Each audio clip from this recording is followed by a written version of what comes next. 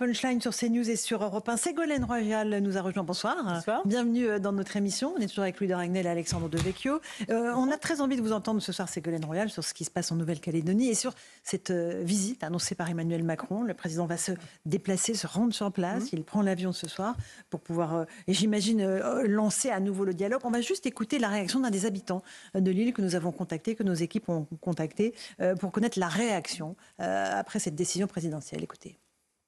Je trouve que c'est plutôt une bonne chose qu'ils viennent directement plutôt que d'essayer de faire des visioconférences à distance du coup.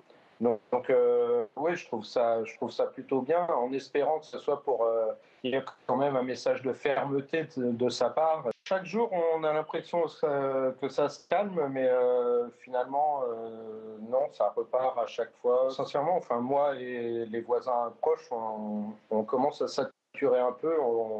On entame la deuxième semaine, et ouais, ça fait long, et le problème, c'est qu'on n'en voit pas la fin. Voilà pour ce témoignage. On imagine mal quand même ce que vivent les habitants en Nouvelle-Calédonie. Est-ce que le président Macron a raison, Ségolène Royal, de se déplacer ? Bien sûr, je pense qu'il a raison. Pourquoi il a raison ? Parce que d'abord, c'est un problème de fonctionnement de l'État qui est posé. Et c'est aussi une image internationale de la France qui est actuellement déplorable.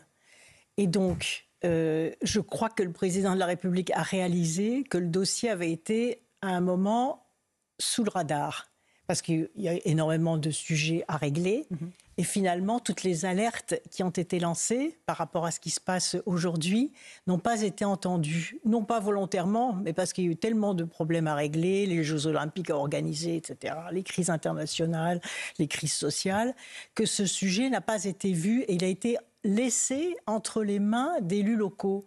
Mais on ne laisse jamais, ça ne s'est jamais vu dans l'histoire de la France. Le général de Gaulle avait déjà parlé de la Nouvelle-Calédonie, vous vous souvenez ? On a diffusé l'archive tout à l'heure. Sur la fraternité, etc. Donc, jamais un dossier de cette importance n'est laissé entre les mains des élus locaux. Et pourtant, les alertes ont été données. Il y a eu l'alerte du référendum de 2021. Très faible participation, boycott des Kanaks. Oui, mais c'était un manque de respect à l'égard des populations autochtones. Et j'emploie à dessein ce mot de populations autochtones. Parce que dans l'accord de Paris sur le climat, ça vous paraît peut-être éloigné du sujet, nous avons l'obligation de respecter les populations autochtones. Ce ne sont pas des Français ? Si, ce sont des Français. Okay. Ce sont des Français pas depuis très longtemps. Depuis que Napoléon III s'est emparé de ce territoire, il y a 160 ans, 1853, ça fait quand même pas très longtemps, par rapport à des populations autochtones qui sont là depuis plus de 3000 ans. Donc on a un devoir de responsabilité à leur égard. Et d'ailleurs, il y a un point commun entre tous les peuples autochtones de la planète, qui se sont d'ailleurs rassemblés lorsqu'il y a des accords climatiques, parce qu'ils ont une relation à leur histoire, à leur identité, à leurs croyances, et surtout à la nature, très liée à la nature, qui est absolument exemplaire. Et nos sociétés qui sont devenues tellement matérialistes et tellement profitables, ont oublié un certain nombre de choses et on a beaucoup à apprendre des populations autochtones. Et quand en 2021, ils ont demandé le report d'1 an, c'était pourquoi ? C'est parce qu'ils ont eu beaucoup de morts pendant le Covid. Et la tradition des Kanaks, c'est de faire l'hommage aux morts pendant plusieurs jours, voire plusieurs semaines. C'est le respect dû aux morts. On n'a pas respecté ce respect dû aux morts dans cette espèce de précipitation parce que d'autres élus locaux avaient intérêt à modifier rapidement le corps électoral. Pourquoi est-ce qu'ils ont eu intérêt à modifier rapidement le corps électoral ? C'est parce qu'il doit y avoir des élections locales. Et vous avez une secrétaire d'État, deuxième alerte, nommée en 2022. Vous parlez de Sonia Backès. Oui. La sonnette d'alarme a été tirée, puisque là, l'État, en la nommant, est sorti. Elle a le droit de penser ce qu'elle veut, elle a le droit d'être anti-décolonisation, mais la décolonisation est inscrite dans les textes, elle est anti-décolonisation, c'est son droit, sauf que l'État, en la nommant, est sorti de son devoir de neutralité, c'est-à-dire ne doit prendre parti ni pour un camp, ni pour un autre, et en la choisissant et surtout en la maintenant dans un cumul de mandats qui est interdit en métropole, le cumul des mandats. Elle a le droit de maintenir son mandat. Et pourquoi elles se sont précipitées ? Elle a fait pression avec le rapporteur du projet de loi, c'est parce qu'il doit y avoir des élections locales. Et comme elle a été battue l'année dernière par un indépendantiste, elle se dit qu'elle va peut-être perdre des prochaines élections.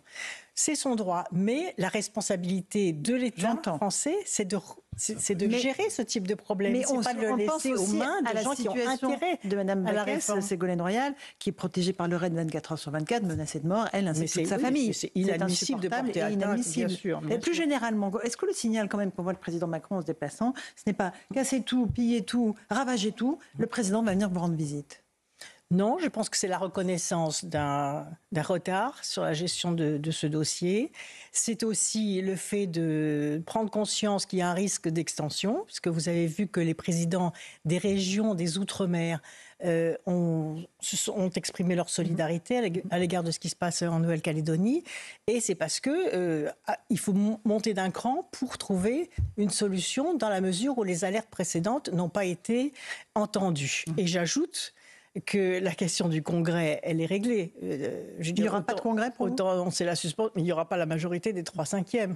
Donc je ne vois pas le gouvernement prendre le risque de passer au Congrès alors qu'il n'y aura pas la majorité des 3/5, puisque vous avez vu qu'un certain nombre de sénateurs et de députés, quand même, qui ont voté pour la loi, aujourd'hui s'en détachent et se disent « on n'avait pas bien compris, on n'avait pas vu ce que ça voulait dire, on a voté sans comprendre, etc. » Donc il n'y aura pas la majorité des 3/5. Donc c'est aussi, tant mieux, après tout, c'est peut-être aussi une opportunité d'apaisement et de remettre à plat l'ensemble des sujets et de reprendre les fondamentaux des accords qui ont été signés pour les mettre en application. Une question de Dragnel. Justement, je rebondis sur ce que vous disiez à l'instant. Vous pensez qu'il y a une issue politique possible et qu'il n'est pas trop tard? Parce que quand on entend parfois les deux partis, on a l'impression qu'on a du mal à imaginer qu'ils puissent se retrouver autour de la même table. La situation est très dégradée, c'est certain. Ouais. Donc c'est pour ça qu'il faut une médiation puissante et forte et qui soit capable de reprendre le fil des accords de Nouméa, des accords de Matignon, puisque tout est écrit. Donc il faut enclencher le processus de décolonisation, il faut trouver une solution pour permettre de mettre en place un statut.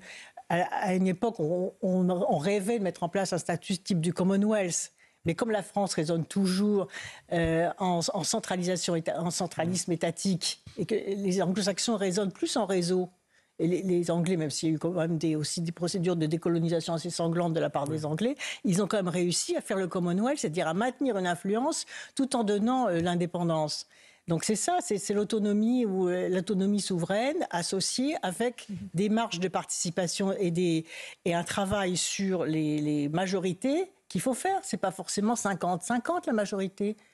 Un congrès vote bien la majorité des 3/5. Donc on peut aussi imaginer des majorités pour les désignations des gouvernements locaux qui tiennent compte et de l'ancienneté de la présence sur les territoires, plus de 3000 ans, je le disais, des populations autochtones qui doivent être respectées parce qu'elles ont beaucoup de choses à nous apporter, même en termes de comportement, de philosophie, de spiritualité, beaucoup de choses qui ont été détruites dans nos sociétés, et les nouveaux venus qui ont aussi, par leur travail, valorisé cette terre, donc ils peuvent aussi y vivre correctement et en paix. Alessandro De Vecchio, une question? Non, je trouve que c'est très juste, mais en vous écoutant, ça veut dire que vous enterrez totalement la question du dégel du corps électoral. Il faut trouver une autre solution et rester dans une situation de citoyenneté à deux vitesses pour le moment, en attendant que la solution soit trouvée. La situation se calme. C'est pas pourquoi une citoyenneté à deux vitesses? D'une certaine manière, puisque des gens qui sont là depuis longtemps, qui ont la citoyenneté française, ne peuvent pas voter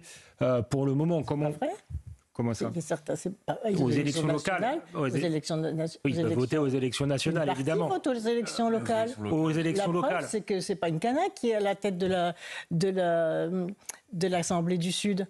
Mais à toutes les alors je précise ma question, mais et en plus il n'avait aucune, j'ai pas la réponse. Si vous voulez, je veux simplement votre réponse. Mais à ceux qui sont nés sur place votent, etc. Donc c'est faux de dire que. Mais il y a quand même à toutes les élections, il y a quand même une forme d'inégalité dans la citoyenneté, qui a peut-être sa légitimité, mais c'est logique puisqu'on est dans un processus de décolonisation. Oui, mais comment on en sort? Les étrangers qui viennent sur le territoire français, au bout de 10 ans, ils n'ont pas le droit de voter aux élections locales. D'accord. Alors pourquoi voulez-vous que ce soit le cas sans réflexion? Citoyens européens, oui, mais sans réflexion, oui, mais voilà, donc ça se réfléchit. On va avancer un peu. On est avec Ségolène Royal. Dans les traditions de désignation des chefs de tribus, des chefs de village, c'est pas le vote, c'est beaucoup plus subtil, beaucoup plus fort même que la démocratie qu'on a inventée en Occident. Ce sont les conférences de consensus. Et dans chez tous les peuples autochtones, il n'y a pas un vote comme ça, avec des campagnes électorales, des affrontements, etc. Non, c'est un travail de longue haleine. La notion du temps n'est pas la même chez les peuples autochtones. Elle a beaucoup plus de valeur que nous, où on est toujours pressé, on est toujours... voilà, il y a une espèce d'hystérie dans l'action. Il n'y a pas ça chez les peuples autochtones, de respectons-les. Et en les respectant, on se respectera nous-mêmes. Qu'est-ce que vous faites de ces 3 référendums? Mais le troisième n'est pas légitime. D'accord, mais j'attendais votre réponse. Il a écrasé ce troisième référendum, il a écrasé des convictions fortes, et alors qu'il demandait juste le report d'1 an. Non, on leur a tapé moralement sur la figure, en leur disant non, vous n'enterrerez pas vos morts. Non, on ne va pas respecter votre tradition. Je vous contredis pas, je voulais simplement avoir Alors, on va juste avancer parce qu'il y a aussi la sécurité et la situation dans notre métropole qui est aussi inquiétante. Il y a eu des gendarmes qui ont péri en Nouvelle-Calédonie, 2 agents pénitentiaires qui sont morts la semaine dernière, les forces de l'ordre qui payent un très lourd tribut, on le dit très régulièrement sur ces antennes. Est-ce que vous trouvez que le tissu social est en train de se déchirer dans notre pays, Ségolène Royal? Il y a beaucoup de problèmes de sécurité, c'est vrai. Et je pense qu'un des problèmes majeurs, c'est celui de la délinquance des plus jeunes. Et d'ailleurs, le grand bandit qui s'est échappé, qu'est-ce qui nous a frappé? C'est qu'à l'âge de 15 ans, il avait déjà eu 19 faits délictuels pour lesquels il n'a pas été puni. Donc s'il avait été puni à ce moment-là, peut-être qu'on n'aurait pas eu cette escalade de la violence. Donc ça, je crois que c'est un sujet absolument majeur. Si l'on veut empêcher, d'ailleurs j'ai fait une tribune dans le journal du dimanche sur des propositions sur ce sujet-là, parce que je considère moi que dans une société, la punition est une éducation. Voyez, et que l'encadrement type encadrement militaire, c'est pas d'aujourd'hui que je le dis, c'est quelque chose de bénéfique pour les jeunes qui n'ont pas eu cette chance d'être recadrés, d'être éduqués, d'apprendre les interdits. Et c'est ça qu'il faut remettre dans la société, sachant qu'il n'y a pas d'ordre sans justice. On peut le dire en Nouvelle-Calédonie, et on peut le dire parce qu'il y a aussi une révolte des banlieues à Nouméa, en Nouvelle-Calédonie. Donc la question de l'ordre durable, c'est aussi une question qui va prouver qu'on est capable d'abord d'être exemplaire, d'une part, et deuxièmement, de réaliser la justice. Et concrètement, comment on pourrait endiguer cette violence des mineurs qui semble aujourd'hui absolument inarrêtable, Ségolène Royal? Premièrement, je pense qu'il faut l'identifier très tôt, parce qu'on voit que les décrocheurs scolaires, maintenant, c'est dès l'école primaire, et encore plus au collège. Donc ces jeunes, il faut les repérer très vite. Et il faut mettre en place des internats de proximité, c'est-à-dire qu'il faut à un moment dessaisir les parents, non pas totalement, mais il y a un tabou sur la responsabilité parentale, la disqualification des parents. Mais non, c'est aussi une aide indirecte apportée aux parents, souvent aux mères seules d'ailleurs, que de placer les enfants dans des internats scolaires de proximité qui ne disqualifient pas les parents, mais qui les remet dans les règles de la société. Et puis là, je pense que la disparition du service militaire a été une faute considérable. Et je pense que des jeunes qui sont tous les jeunes délinquants sont en rupture scolaire. Ils ont quitté le collège, etc. Alors avant, il y avait des classes d'insertion, etc. Mais maintenant, ils n'y vont plus au collège. Donc aucun jeune ne devrait être en situation de traîner, d'abandon, etc. Soit ils sont en apprentissage, soit ils sont à l'école, soit ils sont recadrés dans des établissements type encadrement militaire. C'est positif en plus. Ça leur réapprend à vivre, à se lever, à faire leur lit, à nettoyer, à passer le permis de conduire, à apprendre un métier, à se valoriser, à faire des chantiers. C'est valorisant. Bien sûr. Mais est-ce que vous pensez que le gouvernement a cette volonté politique-là, de mettre de l'argent pour ces internats, pour ces centres éducatifs fermés, pourquoi pas, pour investir? Je pense qu'il faut beaucoup travailler avec les élus locaux, parce que c'est en proximité que ça se gère, quartier par quartier, je crois. Et même dans ces quartiers, il faut repérer les talents. Vous voyez, on ne parle jamais des quartiers par rapport aux réussites scolaires, notamment aux réussites des filles. On ne les met jamais en exemple. Mais si, il y a beaucoup de talents qui émergent dans les quartiers. Donc il faut reconnaître ces talents et voir recruter, créer des emplois d'encadrement et des emplois éducatifs à partir des jeunes des quartiers. Et surtout, recréer aussi la police de proximité. Ça manque cruellement, parce que cette police de proximité qui connaît les familles, qui connaît les parents, qui connaît les jeunes, qui peut rentrer dans les établissements scolaires. Moi, je suis pour la présence de la police dans les établissements scolaires. Parce que l'uniforme de la police ou l'uniforme de la gendarmerie, c'est un repère de la loi. Donc, c'est de l'éducation civique. C'est pas l'opposition entre l'ordre et l'éducation. Je crois que l'apprentissage de l'ordre, c'est une éducation. Louis de Ragnel, une question ? Non, quand on vous écoute, on a l'impression que le chantier est titanesque. Et on a du mal à se demander si réellement c'est rattrapable. On le dit à chaque génération. Oui, mais tout ce que vous en dites, 1981, j'ai suivi la marche des beurs. Vous vous rendez compte, la marche des beurs avec Tommy Djaïdja et la marche des beurs. On se disait non, il faut absolument sauver cette génération parce que la prochaine, on n'arrivera pas à la sauver. C'est quand même extravagant. Chaque génération se dit c'est fichu. Ben non. Donc tout va bien alors ? C'est jamais fichu. Ben non, non, je crois qu'il y a vraiment une explosion de la violence. C'est vrai. Une explosion de la violence. La question aussi de l'immersion des réseaux sociaux a quand même démultiplié cette violence avec l'anonymat sur les réseaux sociaux. Donc on a passé un seuil aussi en raison des réseaux sociaux. Sur la question de l'immigration, parce que la violence, on le voit à travers toutes les enquêtes, elle est liée malgré tout à l'immigration, une immigration récente ou une immigration qui ne s'est pas intégrée. Est-ce que il faut être beaucoup plus dur sur la maîtrise des flux migratoires qu'on ne l'est aujourd'hui. Ségolène Royal. Le premier échelon, c'est les OQTF. C'est les obligations de quitter le territoire. Ce qui insupporte les Français, c'est d'apprendre qu'il y a des agressions, encore récemment des agressions terribles, et l'agression antisémite. Absolument, dans la synagogue de Rouen. Et qu'elles ne sont pas exécutées. C'est quand même ça, c'est quand même extravagant. Donc ça, c'est un chantier à part entière. Qui suppose des accords avec les pays d'origine, bien évidemment. Donc il y a un travail à faire avec les pays d'origine, mais je pense que ça peut se résoudre. Donc tout n'est pas perdu, Ségolène Royal. Tout n'est pas perdu. Il y a toujours des espaces d'action. Mais il va falloir un peu de courage politique. Merci beaucoup en tout cas d'être venu ce soir dans Punchline sur CNews et sur Europe 1. Merci à Alexandre et Louis de Ragnel. C'est Pierre de Villeneuve qui nous attend sur